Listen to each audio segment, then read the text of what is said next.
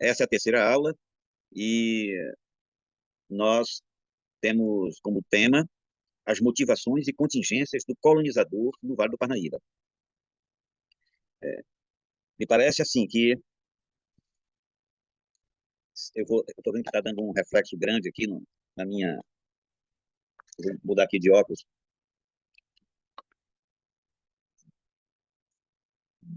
Acho que a aula de hoje é a base para qualquer reflexão acerca do Piauí. É inimaginável você discutir seriamente o Piauí sem ter em conta as condições do nosso surgimento. Bia, por favor, silencie os microfones. Eu hoje deveria ter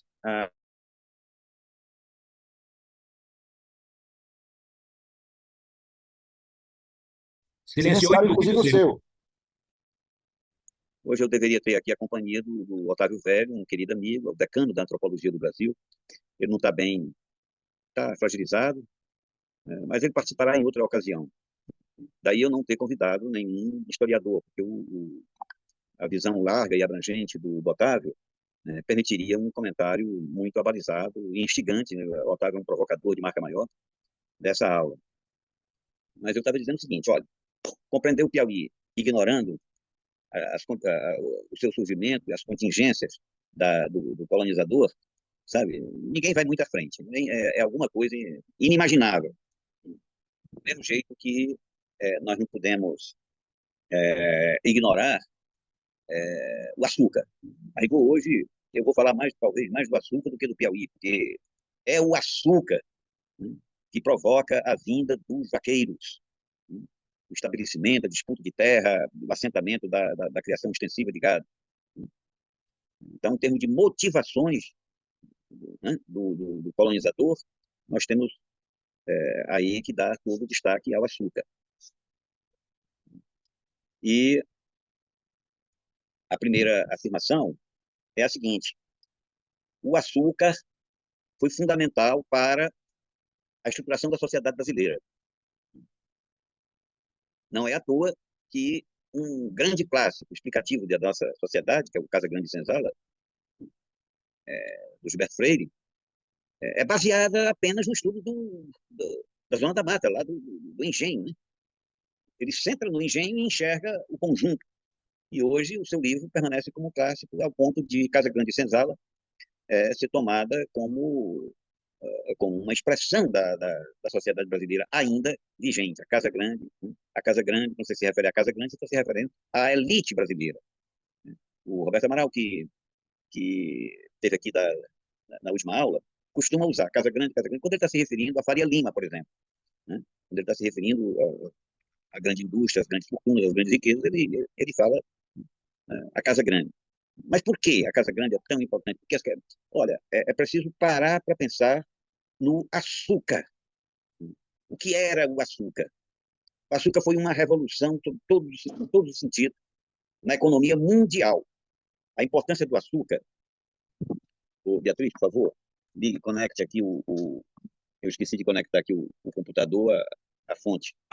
Então, por favor. Então, se nós não percebermos a relevância mundial, a importância estratégica do açúcar, nós não vamos entender nada, vamos, sabe, passar na superfície da coisa. O açúcar tornou-se a mercadoria fundamental, um valor extraordinário. Não era consumido até meados do milênio passado, né? Até em torno de 1500, a produção do açúcar, a fabricação do açúcar pelos árabes é mais antiga, mas em 1500 não se consumia açúcar.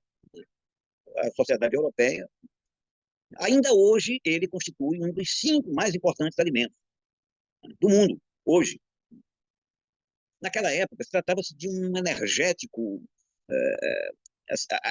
desconhecido, de padrão desconhecido. O impacto do açúcar foi fundamental. Portanto, ele se tornou repentinamente uma coisa de altíssimo valor. Né? E justificou os grandes empreendimentos e as grandes disputas geopolíticas. Imaginem o açúcar com uma importância tal como o petróleo. O petróleo não justifica guerra e matança, enfim. Pois o açúcar fazia a mesma coisa. Ele conseguiu organizar um negócio impensável nos dias de hoje, dificilmente nós podemos aquilatar esse empreendimento que foi trazer escravos, trazer homens e mulheres de um continente para outro, atravessar o Atlântico. E em grandes quantidades, em milhões. Se tratava de um investimento fabuloso. O grande investimento financeiro da época era o tráfico. O tráfico era grande investimento financeiro. E para que esse tráfico? O que justificaria a produção de açúcar? A produção de açúcar. Bom, ocorre o seguinte, que para produzir o açúcar, uma condição era o gado, ter gado bovino. Não haveria a zona açucareira e o recôncavo baiano, a riqueza do Brasil, sem o açúcar. E não haveria o açúcar sem o gado. E o gado produzido no interior nordestino, eu vou demonstrar isso, já afirmei em aulas passadas e reafirmo agora, não haveria essa pecuária extensiva do sertão sem o Piauí. Eu espero que nenhum pernambucano venha reclamar disso, ou nenhum baiano venha reclamar, né? Mas realmente é impensável. Eu vou lembrar aqui o que representava o gado para o engenho, para a zona açucareira.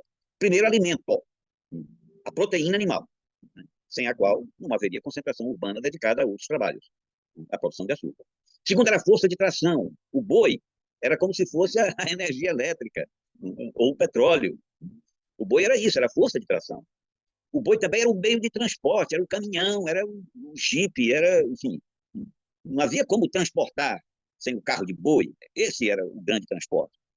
Também não haveria como embalar o açúcar e mandá-lo para a Europa. Era como se fosse papel, ou enfim, o plástico no qual se faz as embalagens hoje. E também o gado era importante para o mobiliário. Portanto, o gado era uma mercadoria preciosa. O gado era uma mercadoria absolutamente preciosa. E logo se mostrou inviável a produção de gado na zona açucareira. Por quê? No início, haviam os engenhos rudimentares, pequena produção, e os canaviais ocupando as terras mais férteis, um pequeno contingente consumindo carne de pastos circunvizinhos aos canaviais. À medida em que, aí pelo século XVI, século XVII, o valor da produção aumentou, a produção aumentou, aí ficou inviável. Ficou inviável por quê? Se o gado fosse produzido perto da cana, ele comeria a cana, ele invadiria, ficaria, o canavial já era, né? Então tinha que afastar o gado. Daí, essa é a razão pela qual se foi penetrando no interior disso que nós hoje designamos Nordeste. Eu evito a palavra Nordeste porque a concepção de Nordeste, essa invenção Nordeste, é uma coisa extremamente recente. Nordeste está no nosso imaginário, bem calcado no nosso imaginário hoje. Há, inclusive, o cultivo de uma unidade nordestina, sabe, uma identidade nordestina, mas isso é uma construção absolutamente recente. Quando eu e Regis éramos crianças, né, o Nordeste não existia. E é absolutamente falso, enganador, e, digamos assim, sem cabimento, classificar grandes autores ou grandes artistas, baianos, cearenses, pernambucanos, piauienses, como nordestinos, porque eles próprios não tinham noção. Raquel de Queiroz não sabia que era nordestina. Zé de Alencar muito menos. Castro Alves, eles eram brasileiros do norte. Eles eram nortistas. Numa época, vejam bem, em que o norte verdadeiro era desconhecido. Aqui nós abrimos as janelas e estão ouvindo aí o barulho das janelas? É o vento parnaibano aqui soprando. E a Beatriz está fixando lá as janelas.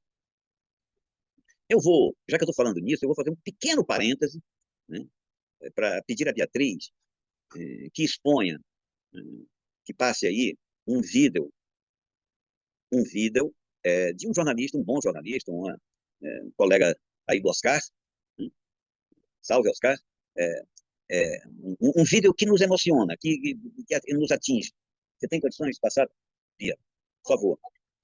É um pequeno parêntese, logo mais eu retomo, mas eu fixo isso porque isso pode alimentar as discussões que virão em seguida. Prestem atenção nesse vídeo porque ele nos motivará ao estudo dessa construção é, regional, da regionalidade. Depois nós vamos tocar nisso, mas no momento a gente assiste esse vídeo como provocação. A Beatriz vai exibir o vídeo agora. Isso, está aparecendo, pode rodar. Não está dando para ouvir. Estão ouvindo? Assinalem, por favor.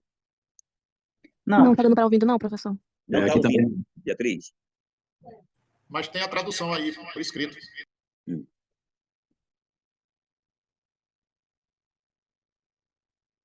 João Cabral, Raquel de Queiroz, Zé de Alencar, Gonçalves Dias, Luiz de Azevedo, Arthur de Azevedo, Ferreira Goulart, José Montelo, Patativa da Saré, Jorge Amado.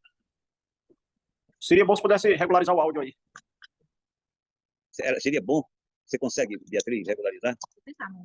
Que pena. Não, mas também não vamos interromper tanto a aula assim. A gente pode passar depois. Ele faz... Pode parar, Beatriz. Depois você consegue. Vamos retomar aqui. Ok? Vou parar. Vamos retomar aqui. Amigos, é o seguinte. Esse vídeo eu tentei exibir como provocação. Como provocação porque é um vídeo de enaltecimento. A gente sente orgulho, né? Só que nenhuma dessas figuras, ou quase nenhuma, talvez o Renato Aragão, os mais recentes, antes, possam ter noção de nordestinidade. Antes, isso não fazia sentido. O que havia era o Brasil produtivo, e esse Brasil produtivo estava na zona da mata, né?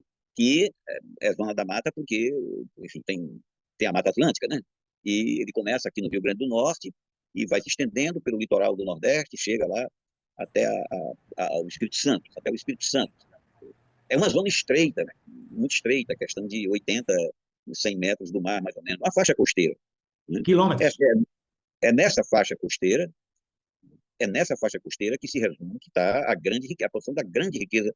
Eu digo riqueza permanente, porque obviamente que o ouro, a exploração do ouro contou muito, mas ela foi tópica, ela se esgotou rapidamente, enquanto que isso aí permaneceu e ainda hoje abarca grande parte da sociedade brasileira. É essa zona que concentra a produção industrial do Nordeste, hoje chamado Nordeste, né? Mas, enfim, voltemos ao açúcar, sabendo que aquilo era Brasil. Quanto ao extremo norte, era absolutamente desconhecido. Eu vou passar aqui alguns dados de população para que nós possamos fazer uma ideia do que era o Brasil, né? E vou recorrer aqui ao primeiro censo do Brasil, que foi o de 1872. Presta atenção, por exemplo, nós tínhamos o mais populoso, ainda fruto do ouro, né, da exploração do ouro, era Minas, com 2 milhões de pessoas. O Brasil, no total, tinha 10 milhões de pessoas. Agora, o que representava a população de Bahia, Pernambuco, né? Bahia tinha 1 milhão, né? Ou seja, 1 milhão e 400 mil, né? Representaria, portanto, 14% da população brasileira estava na Bahia e concentrada nessa faixa do recôncavo baiano. Para quem não sabe o que é recôncavo baiano, é aquilo que envolve a Bahia de Todo Santo, aquelas terras que envolvem, né? Em Salvador e uma dezena de cidades, inclusive algumas delas históricas, né, importantes, é acolá que se chama de recôncavo baiano, que era a zona mais rica do Brasil, era Salvador. Pernambuco não tinha 1 milhão, mas se somado com as populações, não tinha 1 milhão de pessoas em Pernambuco, veja, 1 milhão de pessoas. Se somado acolá com as vizinhanças, ultrapassaria 1 milhão. O Rio de Janeiro tinha menos de 1 milhão. E o Ceará, vejam bem, ainda não tinha havido a grande catástrofe, a grande calamidade de 1877, 1879, na qual muita gente morreu, né? Calcula-se aí que a metade da população do Ceará tenha sido vitimada. O Ceará tinha 722 mil pessoas. O Piauí tinha quantos, né, nessa época? Vejam bem, 200 mil pessoas. Portanto, o que era o Piauí? O Piauí, há 150 anos atrás, o Piauí era um deserto de pessoas. Porque 200 mil pessoas esparramadas em 2 milhões, desculpe, em 250 mil quilômetros quadrados, não era nada. Isso é 200 mil pessoas, e aqui é a população de Parnaíba com os arredores. É isso aí. E o Amazonas, o que era? Muito pior ainda, o Amazonas tinha 58 mil pessoas contabilizadas. Obviamente que eu estou me referindo aqui às populações sobre as quais a Igreja Católica exercia domínio. Não estou forçando a palavra, é domínio mesmo, porque nesse censo praticamente não existe outra religião. A Igreja Católica era a religião de Estado, como todos sabem. Então, sobre essa sociedade que a Igreja Católica exercia domínio, havia apenas 58 mil brasileiros naquele estado imenso, no maior estado brasileiro, né, de mais de 1 milhão de quilômetros quadrados. Esses dados demográficos me parecem, eu estou falando aqui, marquem bem, 1872. 1872. Esses dados, eu acho que servem para que nós tenhamos uma noção mais concreta, né, do que representou o processo colonial. Porque o gado do Piauí, o colonizador chegou até aqui. E chegou, eu diria, tardiamente, né, no sentido de que a ocupação começou, a produção de gado começou nas circunvizinhanças dos engenhos, ou dos canaviais. O canavial precisava ficar perto do engenho. Por quê? Não haveria condições de transportá-lo. A cana tinha que ser produzida perto do engenho. Eu queria... esse é um dos livros da bibliografia. Já foi passado aí para todo mundo. O que os netos bateram de contato. Eu queria recorrer aqui a uma passagem importante dos registros de Spix e Márcios. Para quem não sabe, Spix e Márcios foram dois naturalistas, diríamos hoje, dois ambientalistas, ou dois biólogos, enviados, geógrafos, biólogos, enfim, né? Se chamava naturalista porque não havia essa divisão científica que nós temos hoje, das diversas áreas do conhecimento. Então, se dizia naturalista. Pois os naturalistas enviados pela coroa austríaca, von Márcios, né, e Spix. Eles saíram do Rio de Janeiro, foram subindo, passaram pela Bahia, uma viagem fantástica, e foram chegando em que época? Aí por volta de 1820, antes da independência do Brasil. Antes da independência do Brasil, remarquem bem, nós estamos no começo do século XIX. Começo do século XIX. E faço o registro aqui. Vou passar a ler. Isso aqui eu escrevi. Às vésperas da independência, Spix e Márcios, em penosa passagem pelo interior baiano, rumo ao Maranhão, encontrando no Vale do Parnaíba fartura de leite e carne de boa qualidade, tomaram-no como Suíça brasileira. E depois de assinalar, aqui entre aspas, o temperamento esquisito, avesso ao trabalho, palavras dele, dos baianos, ficaram deslumbrados como os piauienses. Eu passo a ler diretamente o texto da viagem pelo Brasil, do Max Spix e Márcios. Vejam o que causou a impressão causada em dois cientistas estrangeiros ao chegar no Piauí. Eles entraram lá pelo sudoeste, né, naquela fronteira Piauí-Bahia, né? O gênio alegre, folgazão, liano, bondoso, manifesta-se nas feições redondas dessa gente bem nutrida, forte e trabalhadora.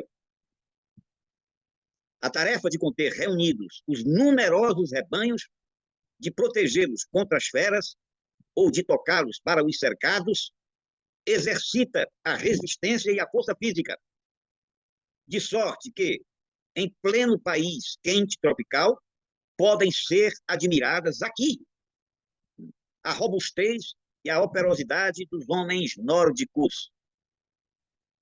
Não é espantoso o olhar de hoje, o olhar, digamos, do século XX?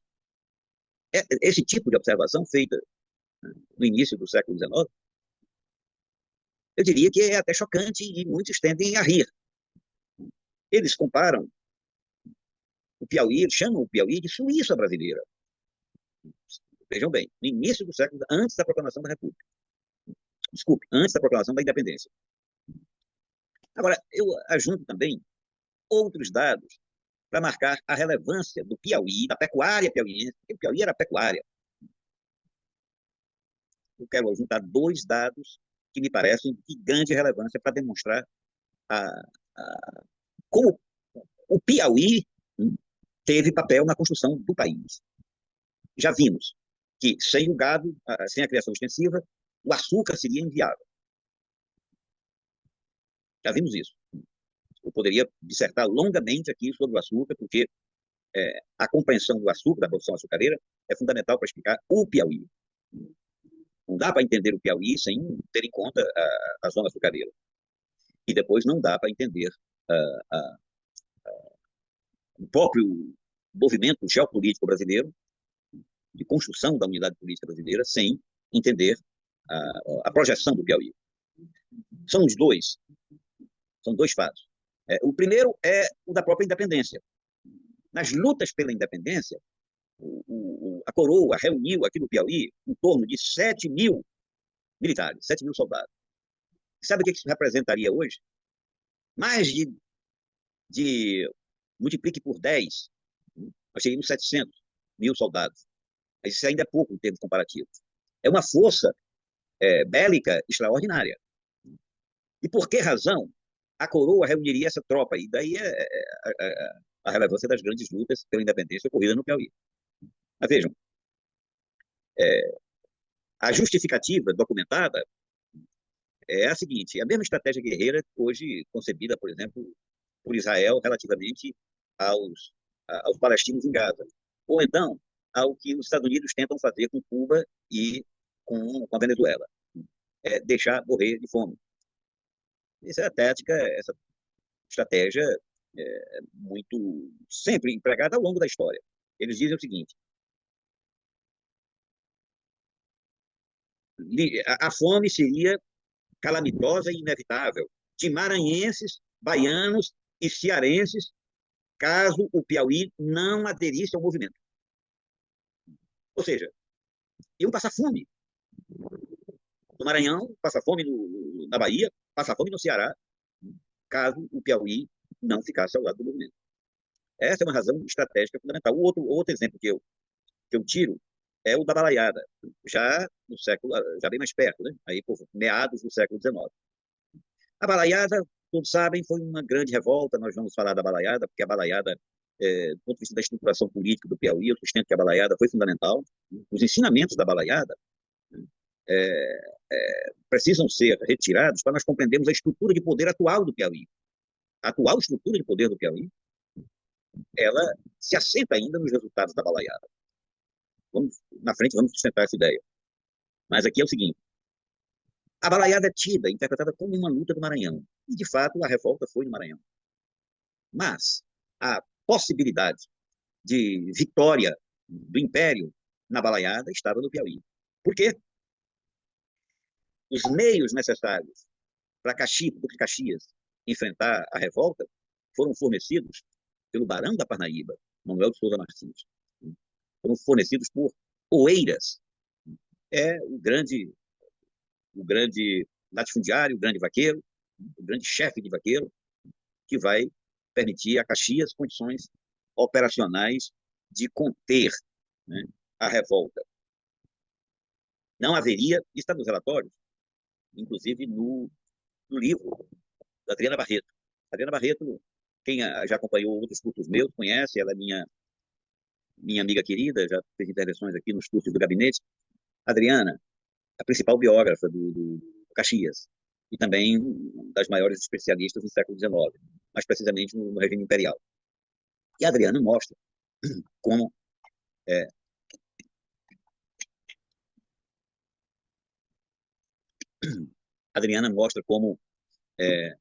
a aliança, né, do Visconde da Parnaíba, do Barão da Parnaíba, então, que se tornaria depois Visconde, com o Caxias, foi fundamental.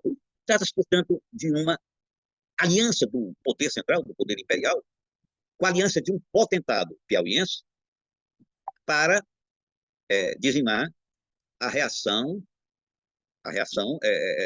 dos escravos e dos poceiros revoltados aí com o nome de balaiada. É interessante que ainda hoje essa revolta popular, ela, ela não é objeto de uma memória, de uma consagração, como se o empenho das grandes lutas fosse uma coisa secundária na história. Exalta-se a vitória do Barão da Parnaíba, a vitória de Caxias, e os perdedores, que foram os revoltados contra o domínio oligárquico. Essa revolta teve essencialmente um caráter anti-oligárquico, né? Ela foi duramente reprimida.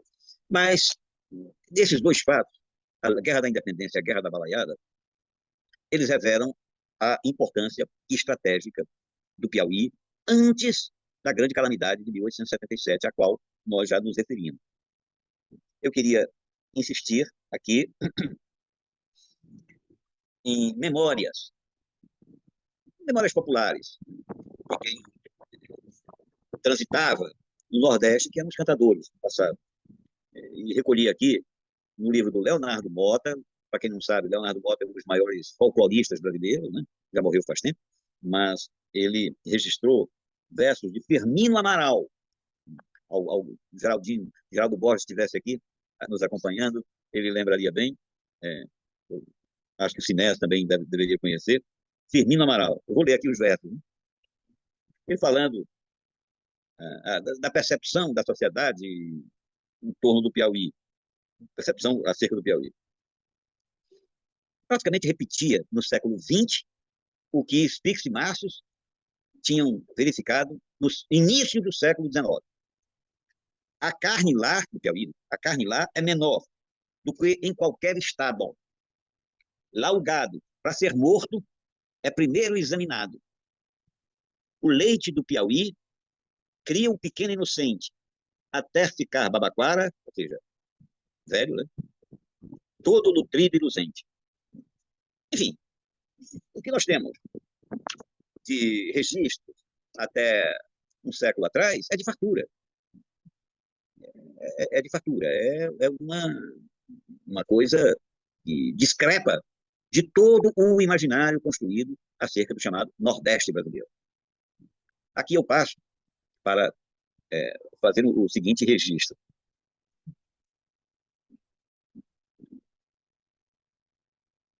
É um pequeno parêntese. A menção a isso que nós chamamos de Nordeste, ela ocorre quando o açúcar perde efetivamente o valor. Perde o valor porque a Europa compreendeu que era tão relevante o açúcar que ela tinha que ser independente. Daí incentivou a produção de açúcar de beterraba.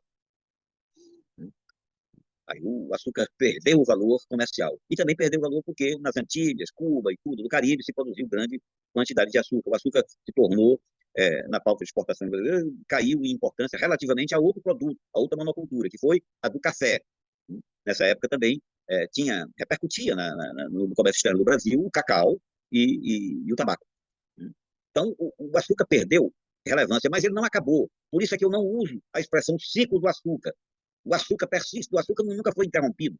O açúcar, a importância do açúcar é permanente. Esse termo, o ciclo do gado, o ciclo do açúcar, o problema é que não se define quando começa e quando termina. O ciclo é uma coisa que, né, é um espaço de tempo bem delineado, enquanto que isso não ocorre dessa forma. Talvez a inserção da produção açucareira se modifique, mas, objetivamente, ela não para.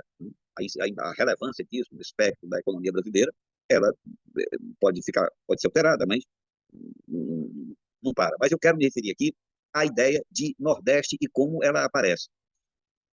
Ela aparece, em primeiro lugar, por necessidade estatística. Na estatística, você tem que ter divisão espacial. Então, já o IBGE é criado no Estado Novo, aí, em 1937 ou 38, se não me falha a memória, 38, por uma necessidade de planejamento básico do Brasil. E haveria necessidade de classificação das diversas áreas. Mas é nos anos 50, depois da Segunda Guerra Mundial, que aparece objetivamente a necessidade de enquadrar esse espaço brasileiro por conta de uma formulação política do Juscelino Kubitschek. Essa formulação foi redigida por Celso Furtado. E o nome disso desse estudo, isso ocorria grandes calamidades nessa época, muita gente morrendo de fome, né, as secas, a tentativa de espalhar açudes, foi a época em que se construiu muito açude, mas o açude não bastava, aquilo era uma vergonha incompatível com a noção de modernidade pretendida pelo Juscelino Kubitschek. Estava se construindo Brasília para simbolizar o mundo, que o Brasil era um país adiantado, moderno, avançado, e tinha muita gente na penúria. Então se estabeleceu também grupo de trabalho, GTDM, Grupo de Trabalho do Nordeste. Foi aí que se começou a usar oficialmente a palavra Nordeste e se delimitou o chamado Polígono das Secas. Polígono das Secas. Até então, na cultura brasileira, ninguém se referia a Nordeste. Por exemplo, um dos livros mais famosos, um dos clássicos, né, para se tratar do Nordeste, é o Euclides da Cunha, Os Sertões. Vocês sabiam que a palavra Nordeste só aparece nesse livro quando é para designar a direção de um vento? Um determinado vento. Então, muita gente hoje em dia, uma vez eu estava lá numa solenidade em Fortaleza, aí foi muito engraçado. Eu tinha dado aula de manhã sobre um livro lá na universidade, sobre o livro do Euclides da Cunha. Aí, quando chegou de noite, nós fomos a uma solenidade na qual um grande intelectual disse, como dizia Euclides da Cunha, o nordestino é, antes de tudo, um forte. Aí tinham alguns alunos meus que olharam para mim imediatamente. Euclides nunca se referiu a nordestino, nunca, não me passava na cabeça, né, essa ideia de nordestino. Né? Ele falou em sertanejo, e sertanejo se chamava sertanejo quem estava nos locais mais ermos. Sertanejo vem de sertão, sertão vem de deserto. Deserto era um lugar sem o ente civilizado. É isso. Então, sertanejo é isso, não tem nada a ver com o Nordeste. Hoje a palavra sertanejo está muito associada ao interior do Nordeste, mas absolutamente coisa alguma. É durante os anos 50 que começa a se usar formalmente o termo, e mesmo assim, só depois com a televisão e o noticiário sobre a climatologia, o clima, o tempo, né, é que se fica insistindo na palavra Nordeste, Nordeste, Nordeste, Nordeste. E hoje todos nós falamos de Nordeste, nós nos sentimos irmãos nordestinos e isso e aquilo, mas na verdade o que nós temos aqui é uma diversidade, é um mosaico de paisagens, é um mosaico de economia, são relações de tensão entre os diversos estados. Há inclusive o cultivo de preconceitos no próprio Nordeste. No próprio, eu fiz aquela piada que até o Carlos se tocou, né? Eu fiz a piada, não, eu lembrei aquela gozação. Agora vou lembrar outra que o Genuíno me disse outro dia, né? Quando nós fazíamos o movimento estudantil, em 68, em Fortaleza, né? Aí o cearense pegava e brincava. Em São Paulo deu 100 mil, no Rio de Janeiro 80 mil, em Minas Gerais no Ceará deu 20 mil, no Piauí foi um sucesso, porque não coube na Kombi da polícia. A manifestação não coube na Kombi da polícia. Faz esse tipo de brincadeira aí para pretensamente relatar uma inferioridade da mobilização piauiense pela ditadura. Esse tipo de brincadeira é uma coisa muito, muito corrente. E eu lembrei que o Ceará dependeu dos recursos do abastecimento do Piauí na sua construção, na sua sobrevivência. Nós vamos falar disso mais detalhadamente depois. E usei a expressão. O cearense gosta de falar do piauiense porque o ser humano gosta de cuspir no prato que come. Todas as aulas que eu dei na Universidade do Ceará, quando eu me referia à mudança social no Nordeste, eu lembrava dessa coisa. Mas o que fica mesmo, o que exprime, que esse tipo de brincadeira exprime, é uma busca de identidade, e você não pode buscar identidade coletiva a não ser depreciando o outro. Não há outra forma, né? O Voltaire já dizia, né? O que é a pátria, o que é o sentimento, é desejar sentar dar a paulada na mulher do outro. Dar a paulada na mulher do outro. Sem essa disputa, esse tensionamento, essas identidades não se constroem. Razão pela qual todos os hinos nacionais são sempre auto-apreciativo e depreciativo do vizinho. Isso é a regra. Não se constrói identidade sem dizer eu sou bom, eu sou bonito, eu sou melhor, eu sou mais. E caracterizar o outro como indolente, como burro. Por exemplo, o brasileiro gosta de caracterizar o português como burro, né? Assim como o francês caracteriza também o belga como burro. Mas, enfim, esse meu parêntese talvez tenha sido um pouco longo, mas eu vou voltar aqui para a expansão da pecuária, cujas características serão analisadas na próxima aula. As características da pecuária extensiva, me parece que tem um poder explicativo muito forte sobre quem somos nós, quem é o piauiense. Eu vou desenvolver isso de forma mais detalhada, mais sistemática. Sinceramente, acho que a maior contribuição que eu possa ter dado aí para a compreensão do Piauí foi exatamente nisso, e foi isso constitui o cerne do meu livro Seca Seculorum, né? Mas eu gostaria de continuar, de concluir aqui a relação com o açúcar, ou mais precisamente com a zona açucareira.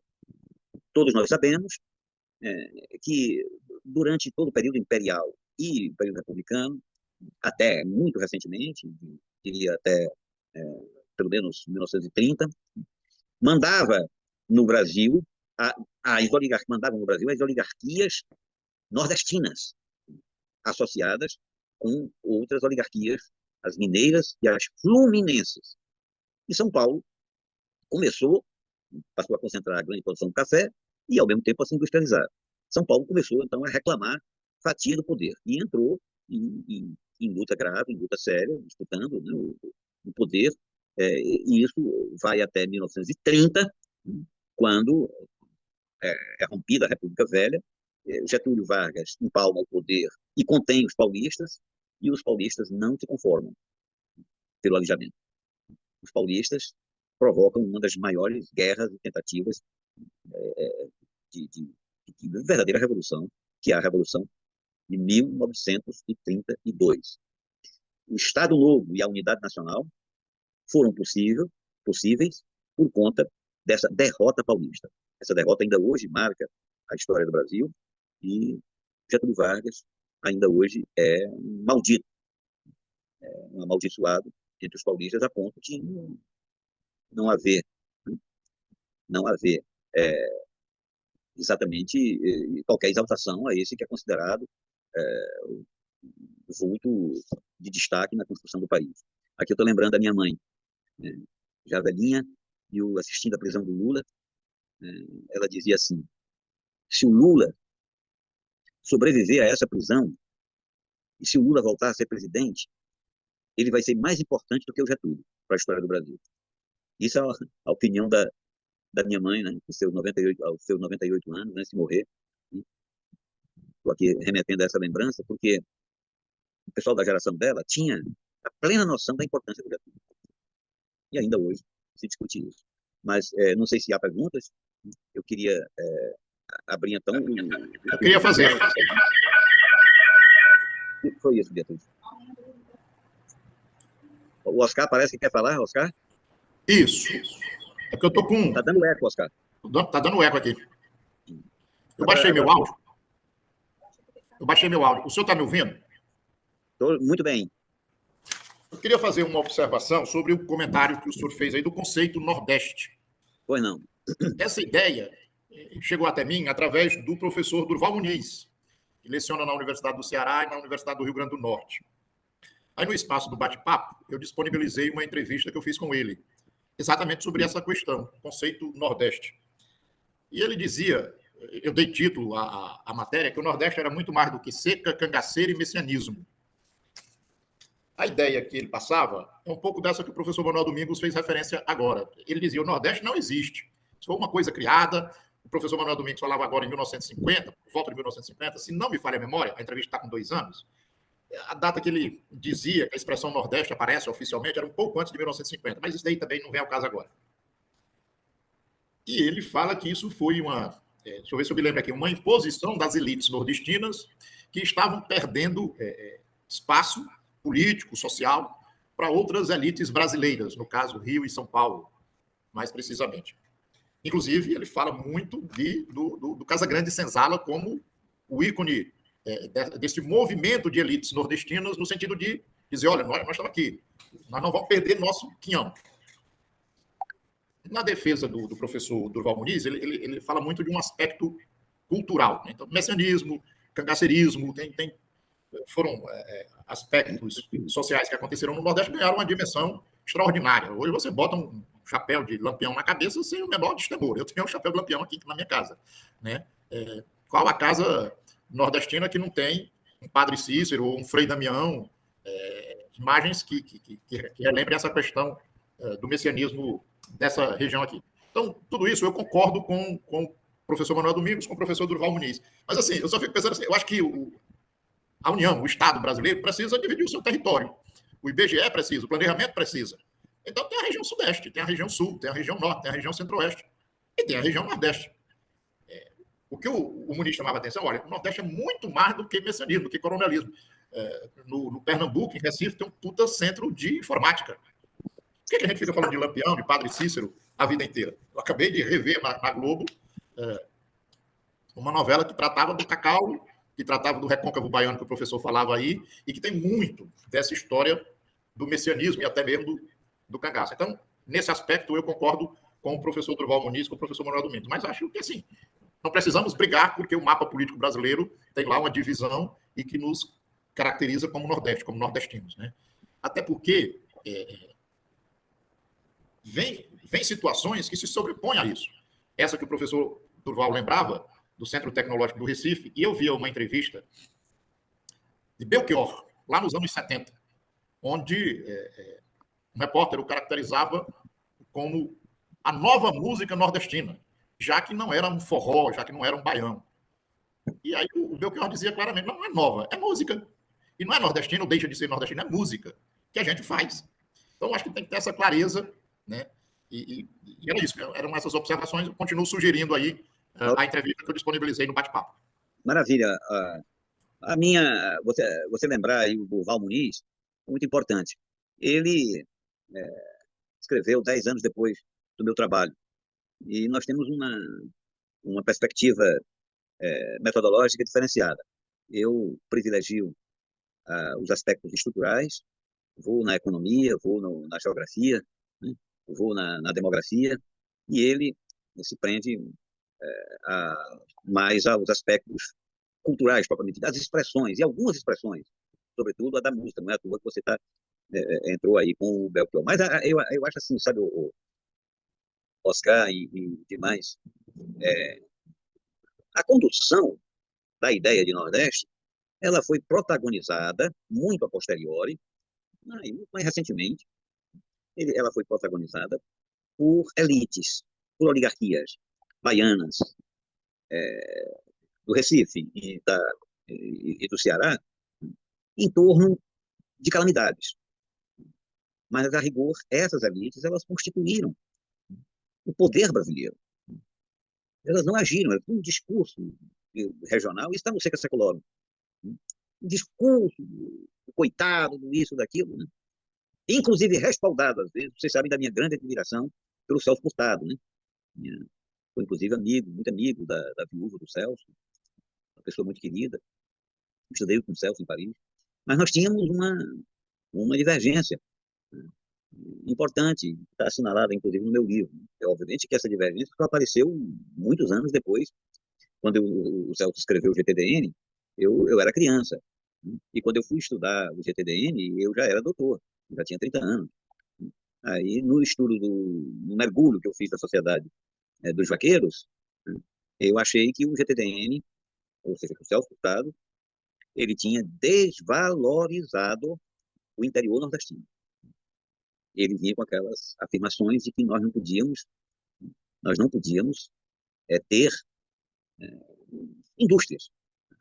Ele propunha indústria, sim, para o Nordeste, mas achava que o chamado fator terra desvalorizava a possibilidade de uma agricultura que tivesse que constituísse a base de uma agroindústria. Isso ainda nos anos 50. É óbvio que depois ele poderia mudar de opinião, já que a pesquisa agronômica evoluiu muito e as condições de produção do semiárido, da caatinga e do cerrado estão aí para todo mundo ver, né? A caatinga, o cerrado, hoje constituem polos dinâmicos da produção agrícola brasileira. Mas essa noção de terra que não presta, ela ainda hoje persiste nesse imaginário brasileiro, por mais que seja contraditável pela realidade. E essa desvalorização, ela atinge também o mundo dos vaqueiros. Tanto é que eu penso assim, não é que o piauiense tenha vergonha do seu passado. Ele não tem vergonha, mas ele esconde. Ele esconde a origem da pecuária extensiva. Nós somos todos netos de vaqueiros, bisnetos de vaqueiros. Os que não somos, É porque o Piauí foi sempre terra de oportunidade. Terra de oportunidade. Vocês viram aqui naquela pequena apresentação demográfica. Nós tínhamos pouca gente, muita terra e muita água. Nós tínhamos, em aquífero conhecido, era o principal. Hoje, depois dos estudos, o aquífero do Piauiense é o terceiro maior do Brasil. Né? Ele perde para o aquífero Alter do Chão e o aquífero Guarani. Mas, durante muito tempo, o nosso aquífero foi apresentado como o mais importante.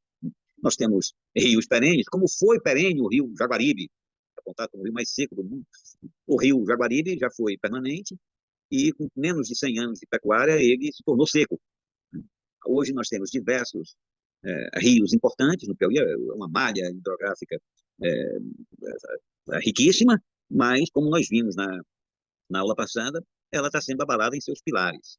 Nós vamos verificar como a pecuária extensiva contribuiu para a degradação da natureza na próxima aula.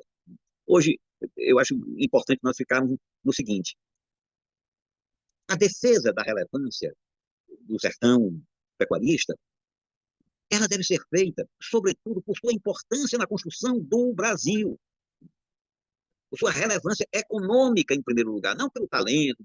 Nós somos tão... Outro dia o governador disse, piauiense gosta de estudar. Eu acho que esse tipo de discurso não ajuda. É dizer que o cearense não gosta, é dizer que o maranhense não gosta, que o goiano não gosta, que o carioca não gosta. Eu acho muito mais relevante nós mostrarmos o quanto a nossa capacidade produtiva, naqueles termos, contribuiu para a construção do Brasil. E esse condicionamento não foi, por acaso, determinado por nós. Foi determinado por interesses da estruturação da economia colonial brasileira. Nós somos frutos do domínio colonial. A pergunta que eu lanço de provocação, lancei aí na emenda, consiste na seguinte: o que é mentalidade colonial?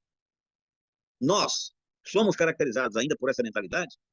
É possível considerar que a sociedade piauiense, que agora está urbanizada, né, superou a mentalidade colonial? E eu respondo que não. Por que não superou? Porque a mentalidade colonial ela é fundada no seguinte princípio: produzir para a metrópole, produzir o que a metrópole quer, a qualquer custo, mesmo que seja o custo da escravidão, mesmo que seja o custo oneroso dos recursos naturais. Mas nós precisamos atender a metrópole. O colonial ele não se define pela satisfação da própria sociedade. Ele acha que a importância da economia está em satisfazer uma demanda sobre a qual ele não controla. Eu levanto essa ideia para nós guardarmos, quem quiser, obviamente, pode se manifestar, mas nós guardarmos para tentar responder depois a pergunta que eu fiz logo no começo. O piauiense é refratário ao desenvolvimento industrial? Por quê? O Piauí não tem indústria, minha gente. Porque não temos indústria, porque nós não produzimos o básico. Nós vamos nos supermercados do Piauí e não encontramos nada produzido aqui. Algum tempo atrás, eu ia na seção de velas, venda de velas, não? Vela. Aí dizia, está aqui um produto piauiense, que tem uma importante indústria de vela em Teresina. Pois é, essa indústria de vela agora perdeu o mercado, porque o telefone celular virou lanterna, né? E virou abajur, virou tudo. Né? Mas a resistência, a nossa resistência a produzir, no começo eu dizia, alguns anos atrás eu dizia, nós precisamos levar tecnologia. Hoje nós temos capacidade tecnológica, nós temos... Professor, pois não. Nesse seu raciocínio aí, o que caracteriza o colonizado é produzir para a matriz. O Brasil, então, é um país, digamos assim, colonizado, na sua visão, ou é só o Piauí e mais algumas outras unidades? O próprio país se enquadra também dessa forma?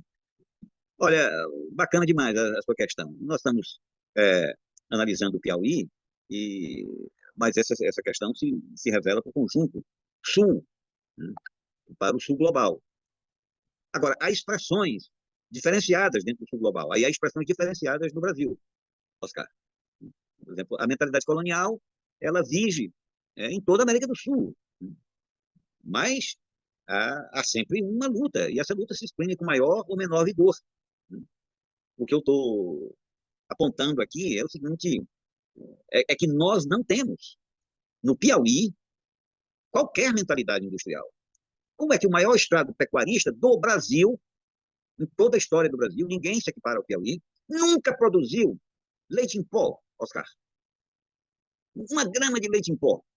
Como é que se justifica nós bebermos leite do Rio Grande do Sul? Nós não termos uma indústria capaz de competir? É nesses termos que, sabe, o colonial gosta de comprar o industrial lá fora, a manufatura lá fora. A mentalidade colonial está no fato de consumir uma moda, um valor, sabe, um bem. Isso aqui minha camisa é feita em Paris, é feita em indústria paulista, isso e aquilo, né? A minha camisa, o meu carro é feito não sei aonde, isso aqui eu comprei não sei aonde. Enfim, nós vamos no supermercado e compramos absolutamente tudo, né? Absolutamente tudo produzido fora. Isso é chocante, e isso precisa ser, sabe, ser explorado e analisado a fundo. Mas nós estamos aqui já partindo para o final da aula de hoje, e eu gostaria de ouvir outras opiniões. O Oscar deu excelentes contribuições, mas nós precisamos ouvir mais. Manuel, eu Pois me não. alinho um pouco com essa pergunta do Oscar, em relação a que ele perguntou se nós seríamos no Brasil colonial. Eu acho que a mentalidade, apesar de hoje nós já termos alguns setores produtivos com alta tecnologia, mas nós continuamos ainda com aquela mesma ideia de vender commodities. Se nós pegarmos, por exemplo, o setor de produção de ferro, nós exportamos minério de ferro para comprar aços prontos. Nós produzimos soja para vender soja para o mundo. Nós produzimos milho para vender milho para o mundo. Ou seja, a nossa produção, ainda em grande escala, ela é o que foi a cana, o que foi o café, o que foi o ouro no passado. Nós ainda continuamos com a matriz de produção, parte dela voltada para vender commodities. Então, nesse sentido, eu acho que foi a pergunta do Oscar. Se você achava que isso ainda é resquícios daquele período colonial. Não há dúvida. Não há dúvida. Olha, vocês sabem que eu sou muito envolvido nessa discussão do desenvolvimento científico e tecnológico, né? E eu acho que há uma luta enorme para o desenvolvimento tecnológico, ele se exprime na produção industrial.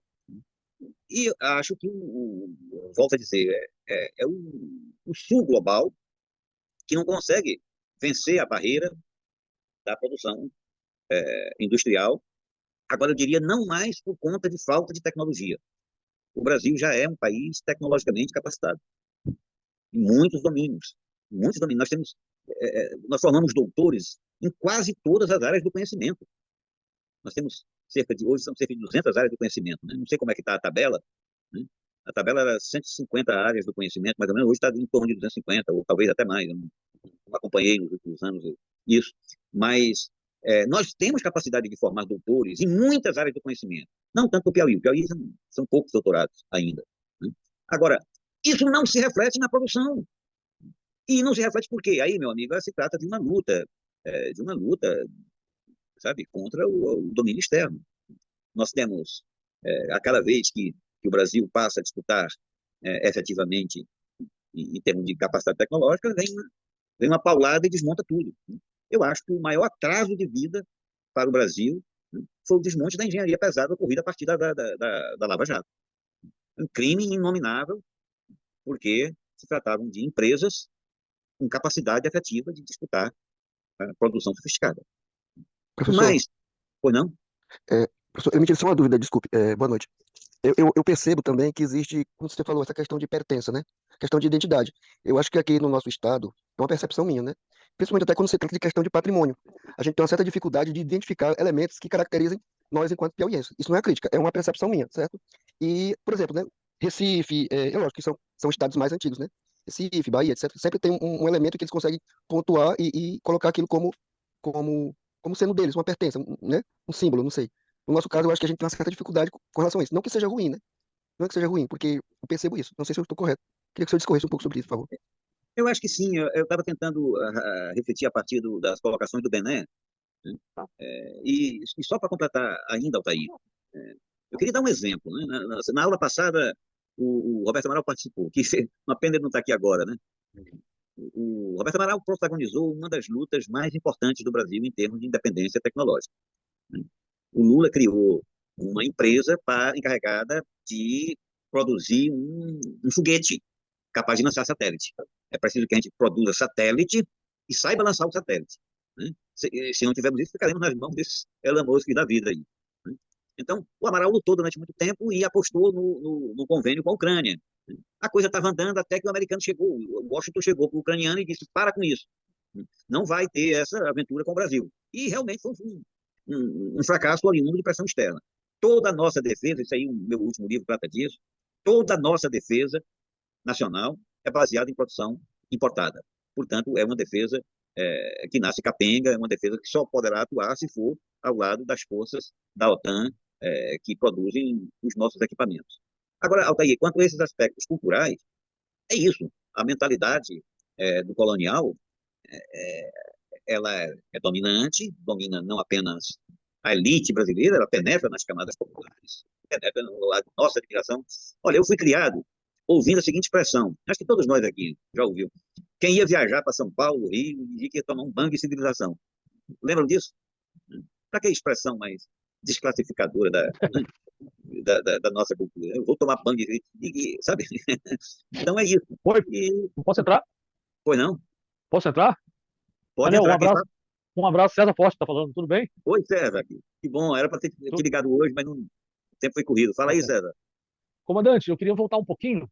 Você Vai lá. tocou numa ferida, e lá vai a resposta. A ferida, como você falou lá do Celso Furtado, mas eu queria antes mais dizer o seguinte: quando você falava de elementos nossos, locais aqui, e que contribuíram muito para o desenvolvimento, não da região, mas do país, especialmente o eixo Rio, São Paulo, Minas, você esqueceu de dizer uma coisa muito interessante, que num dos trabalhos da CEP que nós fizemos juntos, isso foi salientado. Eu me refiro a divisas.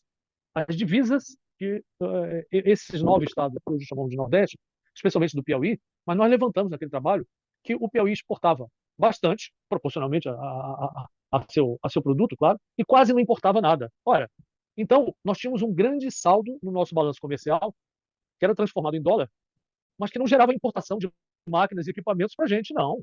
Ficava lá em São Paulo e ajudou a bancar, em pequena parte, mas ajudou a bancar a industrialização e o financiamento do Sul Maravilha, sem dúvida nenhuma. Você não tocou nesse assunto, mas eu, como economista, lembro que isso aí é bastante importante proporcionalmente, especialmente para a gente. A segunda coisa, meu amigo, me permita discordar um pouquinho da sua crítica que você fez ao Celso Furtado. Veja só, naquela época ele tinha que ver o que ele conhecia, ele não sabia da energia eólica, mal falou nos cerrados e no potencial que nós teríamos para a produção de grãos e tudo mais. O conhecimento da época levava a ele saber, sem dúvida nenhuma, o quê? Que no Nordeste você tinha vales úmidos, e ele chamava muita atenção de vales úmidos, e você tinha o sertão e o semiárido. Ele sabia disso tudo. Então, mas o que ele defendia, basicamente, era que as nossas populações migrassem para os vales úmidos, porque seria muito melhor, seria muito mais rápido a gente promover o desenvolvimento com as populações nessas terras que, sabidamente, seriam melhores. Esse é o ponto. Eu acho que esse é um ponto central. Não é tanto que ele desmerecesse, não, mas ao nível de conhecimento que ele tinha, ele sabia que os vales úmidos, como até hoje a gente sabe disso, seriam bem mais interessantes, têm uma produtividade bem melhor do que o semiárido. Eu acho que esse ponto aí é que o Celso Furtado tocou bem, e eu colocaria isso como economista, uma certa defesa em prol desse paraibano, Celso Furtado. É isso aí. Obrigado. Valeu, César. César, é, nós vamos ter que conversar sobre isso. A tua entrada aqui no curso, eu ia te ligar exatamente para a gente combinar isso. Porque acerca desse ponto específico, nós vamos examiná-lo à medida em que a gente aprofunde os consórcios estabelecidos pela pecuária extensiva. Talvez um dos últimos consórcios seja esse com o extrativismo vegetal. Antes foi com outras, né? Com a subsistência e depois com o algodão. Né? A gente vai explorar esse negócio e explicar direitinho esse que eu chamo de circulação triangular, né? Na qual o Piauí teve inserido. Né? Ou seja, produzia para fora e para dentro. Mas o que vinha de fora não vinha para cá, como você mencionou, né? Ia para o centro industrializado. Essa é uma questão, César, da maior relevância. Ela diz respeito, mais objetivamente, ao período da carnaúba, né? E a gente vai ter que tratar disso aí para frente. Depois eu te ligo para verificar aqui tua inclusão. Vamos precisar do teu conhecimento aí em muitas das matérias que a gente vai tratar aqui. Alguém tem mais questões? Ou já chega de provocação por hoje? Boa noite, boa noite. Boa noite a todos e todas. Salve, Carlos. Opa, tudo bem? Eu não sei se está fazendo muito barulho, é porque eu estou num café. Mas, veja bem, Manuel Domingos, eu queria colocar uma ênfase com relação as transições familiares, né? Às vezes eu me pergunto, nós sabemos que principalmente Parnaíba foi um grande centro exportador, né? E nós sabemos também que, aliado a isso, eram pessoas encarregadas de famílias, né? Às vezes eu me pergunto, será que não houve uma falta de doutrinação para os filhos, para os herdeiros, para levar adiante nessas empresas importantíssimas? Porque, pela informação que eu já recebi, Parnaíba teve, eu até nem gosto desse termo, teve, porque as próprias pessoas daqui costumam vulgarmente dizer a cidade do já teve. Eu não concordo. Parnaíba está superando, inclusive, o tempo e o espaço, está se tornando uma cidade próspera, né? Às vezes eu pergunto, Manuel Domingos, e a questão familiar? Por que os filhos, netos e bisnetos não foram, eu estou utilizando o termo doutrinado, não é? Por que essas famílias não pulverizaram essa filosofia para os filhos, né? Os netos, bisnetos. Você tem alguma colocação assim, a falar sobre isso, né? Ah, o domínio oligárquico é assentado na unidade familiar. Isso. Ao analisarmos a estrutura fundiária, esse tema vai entrar com destaque, o Carlos. Ao analisarmos também a reprodução do poder, aí nós partimos do seguinte princípio: todo sistema dominante, ele tenta se reproduzir. A questão que nós levantamos é a seguinte, está no programa, né? Nós superamos as práticas oligárquicas, em que pese a renovação de quadros políticos, as práticas oligárquicas foram efetivamente superadas. Essa é a provocação que está lá. E eu quero dizer que a superação de práticas de reprodução do poder, que a sociologia chama de reprodução do poder, ela só se dá através de lutas, de confrontos, né? De vitórias e derrotas. E não consta que tenha ocorrido isso em alguns lugares do Brasil. Isso foi mais claro na medida em que formou-se uma classe média, digamos, mais poderosa, sabe? Acho que é um fenômeno em curso agora com esse poderio do agro, né? Mas o que predomina nacionalmente é o familismo. É o familismo. O fato de um partido de esquerda chegar ao poder significa que ele vai adotar novas práticas, não significa necessariamente. Então, hoje, já há estudos, nós não vamos explorar isso longamente no curso, não, mas eu faço aqui o registro. Já há registros, já há estudos, de que os partidos de esquerda foram atrás de expedientes secularmente estabelecidos no Brasil, como chamar o neto, o filho, o sobrinho, a mulher, isso, aquilo. Ou seja, você pode ter uma proposição, uma visão mais avançada, mas o sistema reprodutivo, ele não é alterado por pouca coisa. Sabe? Há leis proibindo o nepotismo, mas o nepotismo acabou no Brasil? Bom, tem um caso que eu conheço bem, que é o caso, por exemplo, das corporações militares. O último levantamento disponível mostra o seguinte: 40% do oficialato brasileiro é composto de filhos de militares. Isso significa que, sabe, é uma coisa extremamente grave. Agora, se nós formos pegar o exemplo do judiciário, talvez seja bem mais grave aí. Né? Se nós pegarmos do parlamento brasileiro, que tem de gente no parlamento brasileiro cujo pai, o avô, o bisavô, o tataravô, né, exercia cargos de mando. No caso do Piauí, nós temos um exemplo clássico que foi retratado exatamente o motivo desse livro aqui, né? Aqui a figura dominante no livro, a figura mais espetacular, é o Pedro Freitas. Eu retrato aqui 100 anos de domínio de uma oligarquia familiar. 100 anos. O fato dessa oligarquia hoje ter sido afastada significa que as suas práticas acabaram? Ou que os novos atores passam a agir conforme aquele padrão, né? Essa é a questão que nós podemos discutir.